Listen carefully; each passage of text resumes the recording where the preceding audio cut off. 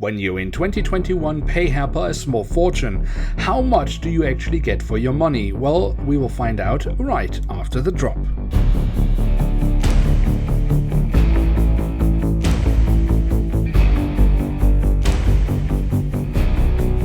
And with that, hello and welcome to a new episode of Review, where we today will take a closer look at a Bombardier CRJ-900 of Lufthansa. At the front of the box, we have a lovely image of the aircraft in real life. Above that, we find the Lufthansa branding. And who would have thought it? When Herpa cares, they're actually able to produce a halfway decent box design. So for example, here on the backside, we get a lovely rendition of the aircraft type featured inside this box.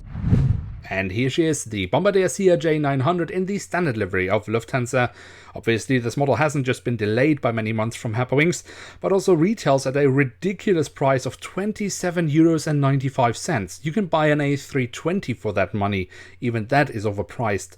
So do we get anything in return for this ridiculous amount of money? Well, let's find out by taking a closer look at this model. And we start off with the tail section, where we on the vertical stabilizer have the Lufthansa branding on the dark blue background, which in my opinion is still too dark, but okay. That's how Herpa has done it so far, so we just have to live with it.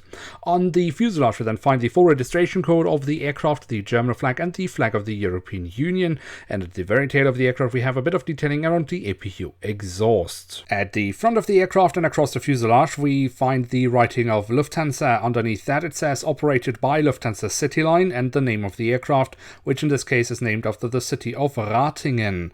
Then we, of course, also have a little yellow square next to the cockpit door, which is the last part in the livery still containing the yellow of the original Lufthansa color scheme.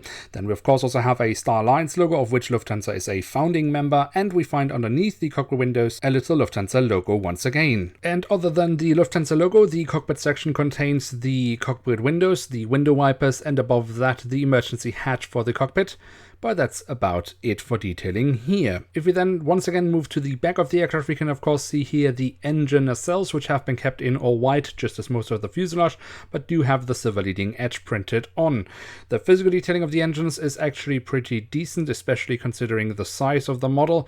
Also here, when we look into the engines from the front, we can very nicely see the engine fan blades. Then on the fuselage, just above the wings, we have the emergency exits printed on, which leads us straight to the wings, which we should also take a closer look at, starting off with the top side, where we can see the different flap slats and spoilers have been carved out, although that could definitely be much more pronounced. We do very lovely have the emergency exit markings printed on here on the top side.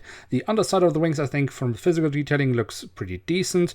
Also very nice here are the winglets, which also have the little Lufthansa branding or logo printed on. Also pretty decently executed is the landing gear, in my opinion. Again, considering how tiny this aircraft is in real life, and of course therefore also really tiny in Scale 500, I think Herpa has done a decent job with it. And then last but not least, we also have the doors to the cargo compartments printed on here in the back of the aircraft and here at the front of the aircraft. So there we have it, the Bombardier CRJ-900 in the current livery of Lufthansa in scale 1 to 500 from Herpa Wings. And what can we say about this aircraft model? Well, let me get one thing straight from the beginning. I actually quite like this aircraft model, and I think Herpa has done well with it. Of course, there is potential for more detailing, but I guess Herpa is being helped out by the size of the model. This amount of detailing on an Airbus A340-600, well, it would look very empty, and obviously no one would be daft enough to do that. But on a CRJ-900 it kind of works. Personally, I was very excited when Herpa first announced this aircraft model, and I know many other collectors have been too. But there's of course a major issue with it, and that's the price. The model retails at €27.95, which is not just steep, but frankly an absurd price for a CRJ in scale 500. And it becomes even more absurd when you think about in 2019, a CRJ-900, yes, in the livery of Air Canada, but with this same amount of detail, retailed at €22.90. I, like many other collectors, have bought this aircraft model, and I'm happy to have the model, but Herpa, this is daylight robbery. So with that, we have reached the end of today's video. If you have enjoyed this review, then don't forget to leave a like, that would be very much appreciated. And of course, if you are new around here, why not hit subscribe? That would be absolutely awesome. With that, I'd like to say thank you very much for watching. Hope to see you soon again. I'm checking out, and bye.